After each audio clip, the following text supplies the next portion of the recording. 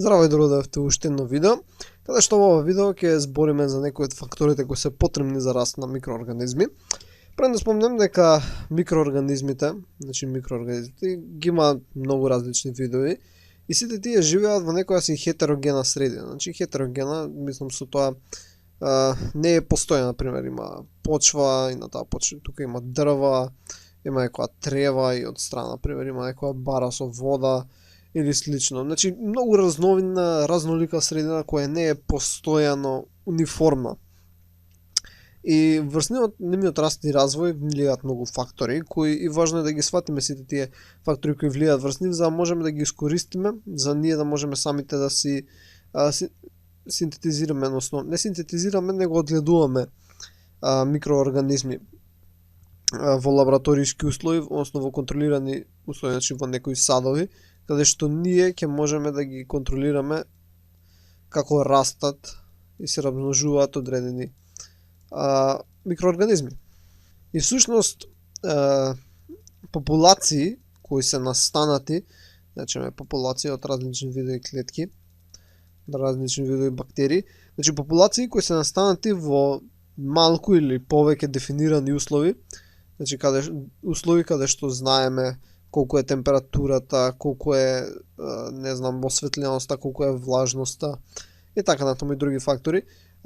Популации кои се израснати во познати услови, значи се нарекуваат култури. Значи ова ќе биде некоја култура. Сега, ако збориме за чиста култура, односно ако имаме популација каде што имаме само, например, од жолтава бактерија и каде што имаме само од нејза, значи тоа се нарекува чиста култура. И тоа е многу важна постапка, многу важен елемент во микробиологијата. Има различни начини постапки да се добие чиста култура. Значи најпрво треба да изолираме, например, жолтата бактерија од оваа смеса, и затоа има повеќе методи за кои ќе збориме понатаму, но кога ќе изолираме таа жолта бактерија, сите наредни генерации што таа ќе ги даде, значи со нејзино всушност сукцесивно делење, значи на клонирање, таа ќе даде популација која ќе биде составена само од таа некоја си бактерија. И ова е многу важно, како што рековме во микробиологијата, но и од кој ќе одвоиме, значи ќе добиеме некоја популација, треба да одржуваме во некој сад, каде што е многу лесно да се одржува, бидејќи релативно усвари лесно ако имаме лабораторија, бидејќи не бараат многу простор, значи може да биде мал Петриев сад или пак да биде епруветка некоја. Значи не мора да биде голем просторот кај што ќе растат, и тие кои ќе растат ќе се формираат, нели, колонија со тек на време, која ќе биде доволно голема за да можеме да ја видиме дури со голо око. Значи клучниот термин беше дека култура е всушност добиена популација на клетки кои се добиени во контролирани услови. Ова беше чиста култура, значи чиста, која е култура само од една клетка. Добро. Сега ќе збориме малце за кои услови се потребни за да може да се јави овој раст. Например, тука дојдовме раст, ама треба да се исполнат одредени услови за различни бактерии и ќе спомнеме врз разлика на кои услови се потребни, какви бактерии имаме. Во овој видео, например, сега ќе се задржиме на физички услови, поточно на температура. Температурата е една од најважните фактори за раст. Иако сите можеме да речеме дека се важни, но температурата е многу важна. И спрема тоа врз каква температура можеме растат, односно се развива, ги можеме да ги поделиме на 3, односно не бидат 3, него ќе бидат 5. Значи 3, 4, 5. Кај што првите ќе бидат, после ќе ги објасниме што како. Првите се психрофили, значи психрофили. Наредните се психротрофи.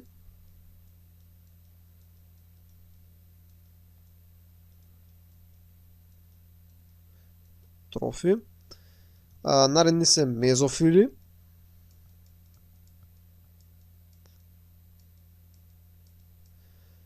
Потоа имаме термофили.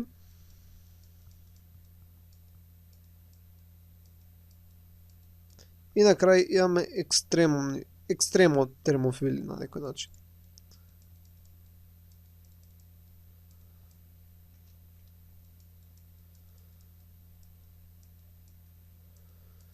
или сега да збориме малце подетално за сите. Значи психрофилите се бактерии кои всушност растат на температури од 0 степени Целзиусови до 20 значи степени Целзиусови. И всушност не се овие строги граници, ама сите бактерии си имаат свој минимум, значи минимум, максимум и оптимум, да речеме. Значи минимум е минималната која може растат, оптимум е таа која преферираат, а максимум е максималната. Прилично само објаснувачки се зброите. Значи психрофилите се тие кои растат од 0 до 20 степени Целзиусови, иако може да издржат до 25. Значи може да издржат, ама веќе се прекинуваат некои метаболички процеси. Но почести се психротрофите кои иако растат на 0, дури може да растат и под 0 степени, овие можат да растат дури до 30 степени Целзиусови, овие доста се наоѓаат на расипана храна, а можат да издржат до 40 степени Целзиусови. Значи овие можат до 25 да издржат, овие можат до 40.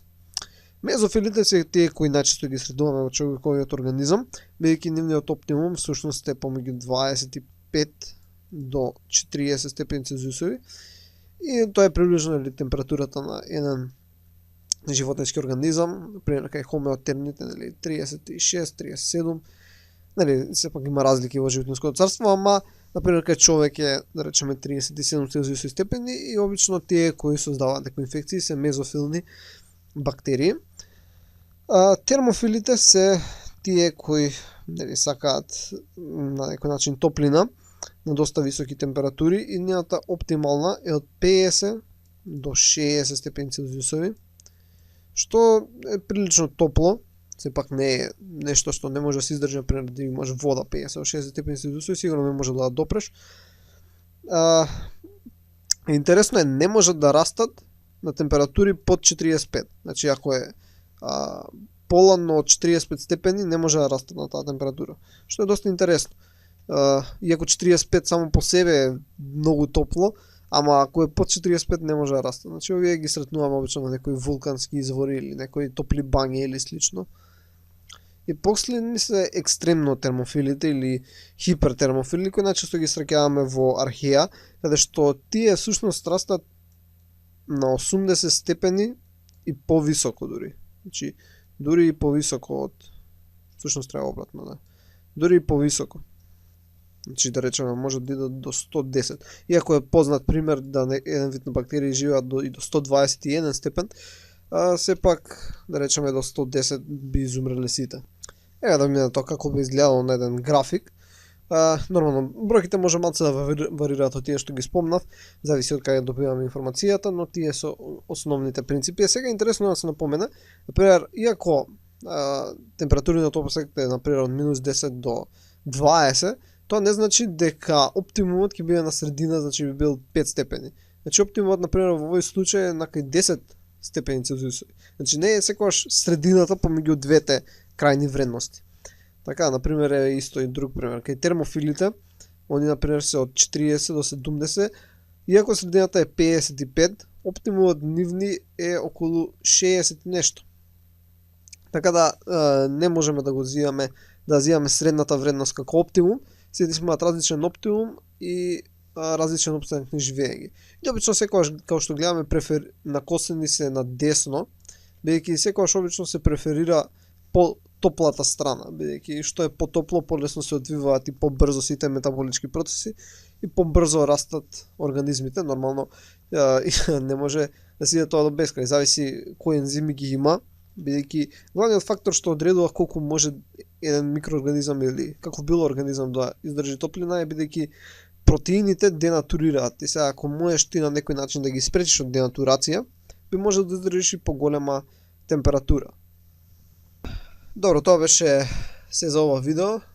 Се надевам дека научивте нешто. Значи, главното беше да научиме што е култура, што е чиста култура и основните типови на бактерии спрема границите на температура во која може да се наоѓаат и да растат.